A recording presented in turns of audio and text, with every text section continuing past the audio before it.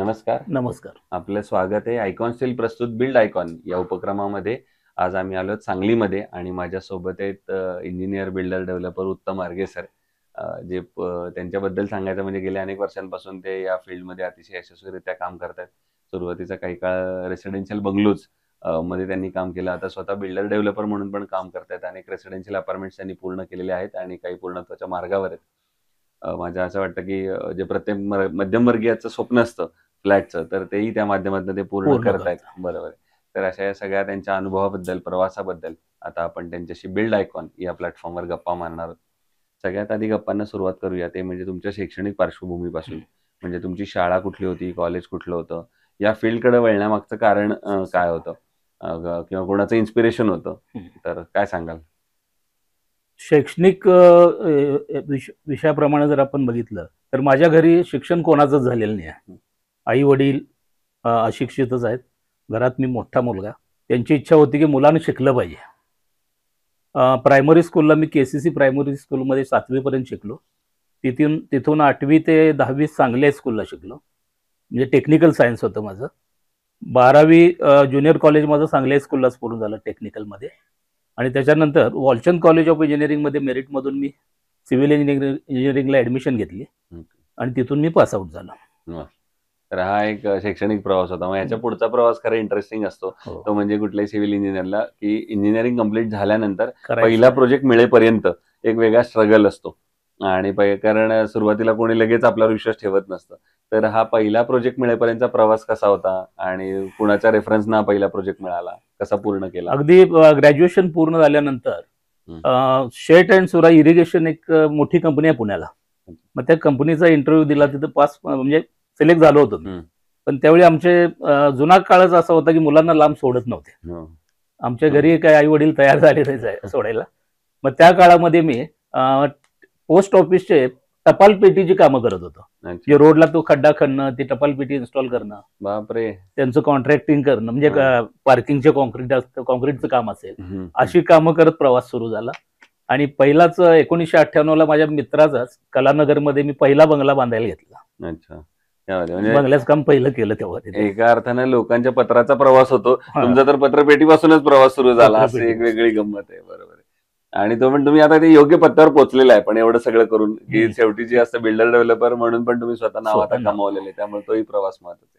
आता येऊया काही तांत्रिक प्रश्नांकडे. त्यातला पहिला प्रश्न आहे, आता तुम्ही इतक्या वेगवेगळ्या याच्यात काम केलेलं आहे, तर याच्यामध्ये अनस्किल्ड लेबर किंवा अकुशल कामगारांचं प्रमाण या क्षेत्रामध्ये फार जास्त आहे. आणि अशा कुशल कामगारांबरोबर काम करणं बऱ्याचदा धोकादायक सुद्धा ठरू शकतं. तर मग तुम्ही कशी ती परिस्थिती हाताळता आणि त्या कसं बघता परिस्थितीकडे? अनस्किल्ड लेबरना आम्ही चांगला म्हणजे स्किल लेबर बरोबर काम करायला लावून मग त्यांचा अनुभव वाढवायचा सुरुवातीला आम्ही प्रयत्न करतो. म्हणजे त्याच्या हातून मोठी चूक होऊ नये. कुशल लेबर जो असतो तो कुठल्या पद्धतीने काम करतो, काय काळजी घेतली पाहिजे, हे त्याच्याकडनं बाबा तू सगळं शिकून घे. आम्ही त्याच्यासाठी काही सेमिनार किंवा काही हे करता आले तर करत असतो. आणि त्याचं कन्व्हर्शन मग आपण अनस्किल लेबरचं आम्ही स्किल लेबरमध्ये करून घेतो. अच्छा. दुसरं, आजवर आता तुम्ही 200 पेक्षा जास्त बंगलोजवर काम केले. त्याच्यात माझ्या मते बऱ्याच ऑलमोस्ट 190 बंगलोमध्ये तुम्हाला एक वाक्य ऐकायला मिळालं असेल कस्टमरकडनं, म्हणजे आमचं बजेट कमी आहे आणि एवढ्याच बजेटमध्ये जरा बसवून द्या. तर अशा वेळेला बजेट आणि दर्जा या दोन्हीचा समतोल मग तुम्ही कसा साधला एवढे वर्ष? आता कसं आहे, बजेट आणि दर्जा तर आपण काय खाली कामाचा आणू शकत नाही आहे. फक्त बजेट एखाद्या पार्टीचं कमी असेल तर त्यांच्या बजेटच्या हिशोबानं इंटिरियर मध्ये थोडंसं आम्ही त्यांना अम्युनिटीज त्यांच्या कमी करून त्यांच्या बजेटला, म्हणजे थोडक्यात अगदी सोमानी कंपनीचे टाईल्स न देता दुसऱ्या कंपनीचे टाईल्स बसवणं, त्याच्यामध्ये रेट थोडा कमी होईल त्यांचा. इव्हन आता आपलं आयकॉन स्टील जे आहे याचा रेटच्या हिशोबानं किंवा त्याच्या वेटच्या हिशोबानं, ड्युरेबिलिटी, फ्लेक्झिबिलिटी सगळ्याच्या हिशोबानं आयकॉन स्टील चांगला आहे. त्यामुळे आता आयकॉन स्टील आम्ही वापरून तिथं आमचे काय पैसे वाचतात का बघतो. बरोबर, असं आहे. म्हणजे काम जास्त होतं त्याच्यामध्ये. दुसरं, आता बिल्डर डेव्हलपर म्हणून तुम्ही जेव्हा प्लॅन करता प्लॅन काढता एखाद्या, कारण कन्स्ट्रक्शन मध्ये प्लॅनला तर सगळ्यात जास्त त्याच्यामध्ये कन्स्ट्रक्शनच करू शकणार नाही, पण हा प्लॅन कसा करता की लोकांची गरज काय असेल आणि त्यांना किती साईजचा फ्लॅट लागेल, हा प्लॅन कसा असतो? त्याचं आता मार्केट कंडिशनचा पहिला आम्ही प्लॉट घेतल्यानंतर मार्केट त्या एरियामध्ये म्हणजे कोणत्या परिस्थितीत आहे याचा थोडासा सर्व्हे करतो आम्ही, बरं. की बाबा ह्या समजा आता थोडक्यात नेमिनाथ नगर एरियात आहोत आपण, तर तिथं आपण 1 BHK फ्लॅट्स आपण काढले तर ते जातील का? एकदम स्टँडर्ड एरिया आहे, त्यामुळे तिथं आम्ही जास्तीत जास्त 2, 3, 4 BHK ला जायचा विचार करतो. दामणी रोड वगैरे किंवा विजयनगर साईडला जर प्रोजेक्ट असेल आमचा, तर तिथं 1 आणि 2 BHKच्या पुढे आम्ही जायचा विचार करत नाही. म्हणजे 1 BHK ला अगदी 15 ते 20 लाखाचं बजेट असणारं कस्टमर मिळू शकतं आम्हाला, आणि 2 BHK ला मॅक्झिमम 30-35 लाखापर्यंत मिळू शकतं. त्या हिशोबाने ते प्लॅन करतो आपण. बरोबर आहे. आता दुसरा पुढचा प्रश्न आहे तो या सगळ्यापेक्षा वेगळा आहे, तो म्हणजे सांगली जिल्ह्याच्या विकासाचं विजन एक इंजिनियर म्हणून आणि एक बिल्डर डेव्हलपर म्हणून जर तुम्हाला विचारलं तर तुमच्या डोळ्यासमोर कुठले मुद्दे किंवा कुठले क्षेत्र येतात ज्या क्षेत्रांवर आता काम केलं पाहिजे जर सांगलीचा आपल्याला सर्वांगीण विकास करायचा असेल तर?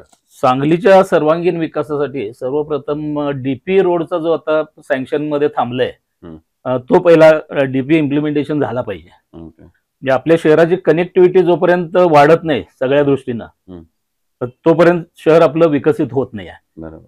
आता सांगली शहरामध्ये महापालिकेचा पण मोठा प्रश्न आहे. आता जी वाढते घरांची संख्या, एक्सटेन्शन एरियामध्ये बराच आता डेव्हलपमेंट झाल्यात, महापालिकेचं इन्फ्रास्ट्रक्चर त्या एरियात कमी पडतं.